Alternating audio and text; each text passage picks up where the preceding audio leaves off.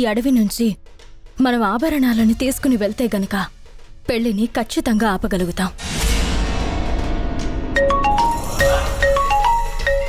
ఎవరమ్మా? మీ నాన్న చేస్తున్నారు.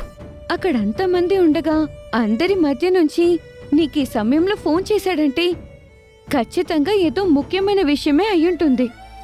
నువ్వన్నది నిజమే. ఈ సమయంలో మాయా మీ నాన్నకు నీడలా అంటిపెట్టుకుని ఉంటుంది. అయినప్పటికీ మీ నాన్న దగ్గర నుంచి ఫోన్ వచ్చిందంటే ఇదేదో ఆలోచించవలసిన విషయమే. తొందరగా లిఫ్ట్ చేసి మాట్లాడు. నీ దగ్గర నుంచి ఫోన్ రావడం చాలా ఆశ్చర్యంగా ఉంది బావా. అవని, ఏమైంది బావా? ఎందుకు కంగారుగా ఉన్నా? నువ్వొచ్చి వెళ్ళిన తర్వాత మన సిద్ధేశ్వర స్వామీజీని పిలిపించాం. ఆయన ఏమన్నారంటే, రేపు సూర్యోదయం నుండి సూర్యుడు అస్తమించేలోపు ఆ ఆభరణాలను ఆయా గుడులకు సమర్పించాలి. అలా జరగని ఎడల వేదవతి మీకు ప్రాణాలతో దక్కదు. స్వామీజీ గారు చెప్పిన విధంగా ఖండం తాలూకా సంకేతాలు కనిపించాయి.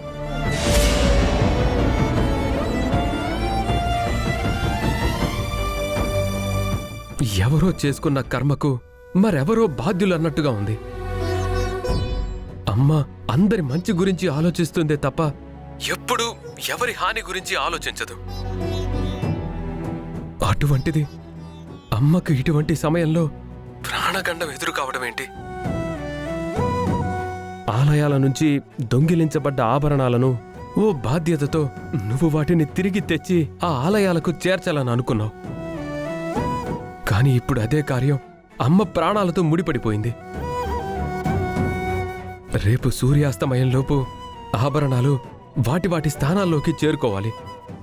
లేదంటే మా అమ్మ మాకు దక్కదవని.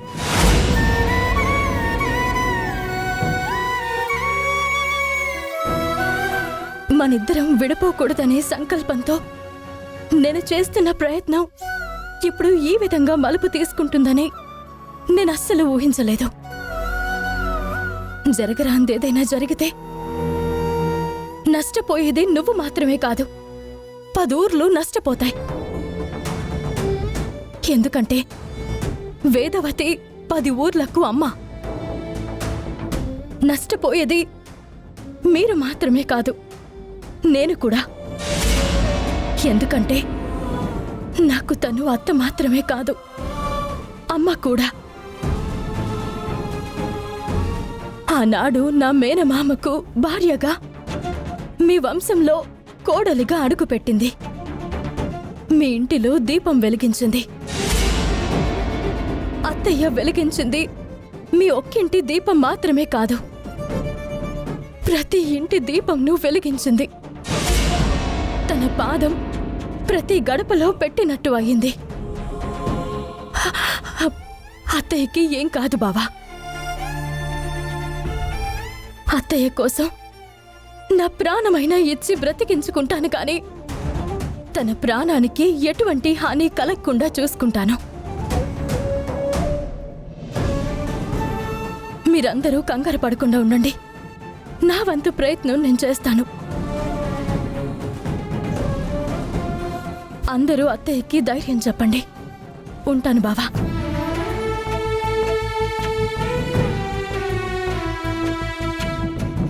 అమ్మ కోసం మేం కొంతవరకే చేయగలం.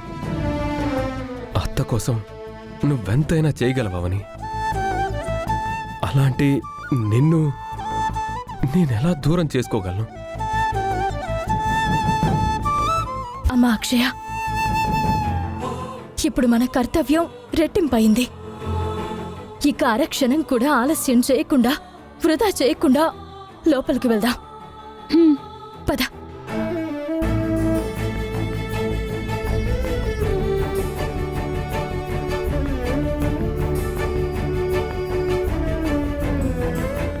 నీ రాక కోసం ఎదురు చూస్తూ ఉంటానవని, ఎదురు చూస్తూ ఉంటాను.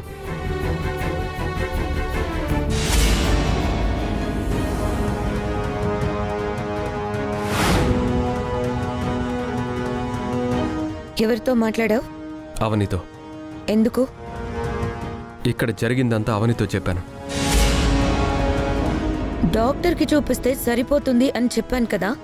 అవని వచ్చి ఏం చేయగలుగుతుందని తనకి ఫోన్ చేశావు.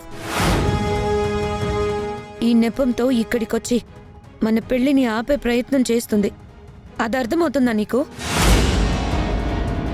తను అమ్మవారి ఆభరణాలను అంత సులువుగా ఎలా తీసుకురాగలుగుతుంది?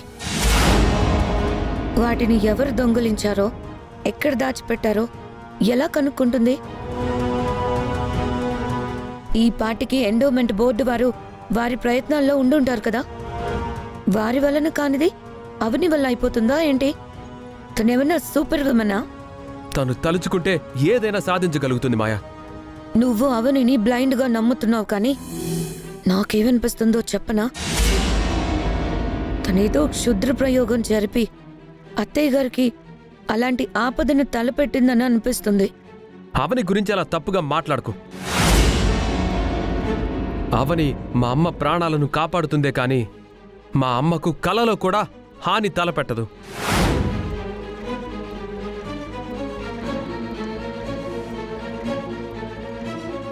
లేదు శ్రీకర్, ఇదంతా అవని ఓ ప్లాన్ ప్రకారమే జరిపిస్తుంది. మన పెళ్లి ఆగిపోవడం కోసమే ఇదంతా. దయచేసి నన్ను నమ్ము. అమ్మకు బాగలేని సమయంలో నువ్వు పెళ్లి గురించి ఆలోచిస్తావేంటి? ఈ సమయంలో నువ్వు నన్ను కన్సోల్ చేయాల్సిన మాటలు మాట్లాడాలి. కాంట్రవర్సీ మాటలు మాట్లాడతావేంటి? అమ్మ విషయం చెప్పగానే అవని ఎంతో కంగారు పడిపోయింది. తిరిగి నాకు ధైర్యం చెప్పింది. మా అమ్మకు ఏమీ కాదని భరోసా ఇచ్చింది. తనకు నీకు మధ్య చాలా తేడా ఉంది. ఇందుకేనేమో బ్లడ్ రిలేషనే బయట వాళ్ళే అని అనేది. ఏం మాట్లాడుతున్నావు శ్రీకర్? ఈ క్షణం నీ బిహేవియర్ అలాగే ఉంది. మరి నన్ను తప్పుగా అర్థం చేసుకోకు శ్రీకర్. మరి అంత దూరం చేసి మాట్లాడుకో. అవని వల్లనే అత్తయ్యకి ఇన్ని సమస్యలు వచ్చాయి కదా అని నా ఉద్దేశం. అంతే తప్ప ఇంకేం లేదు. సమస్యలను సృష్టించిన వారితోనే మరో సమస్య గురించి చెప్పుకోవడం అనవసరం కదా అని నా అభిప్రాయం. డాక్టర్ వచ్చిన తర్వాత ఇచ్చిన మెడిసిన్తో అత్తయ్య గారు కోలుకుంటారు. చూస్తూ ఉండు. అత్తయ్యకి ఏదైనా అయిందంటే నేను చూస్తూ ఊరుకుంటానా? ఎంత డబ్బు ఖర్చైనా పర్లేదు, నేను బ్రతికించుకుంటాను. పద వెళ్దాం.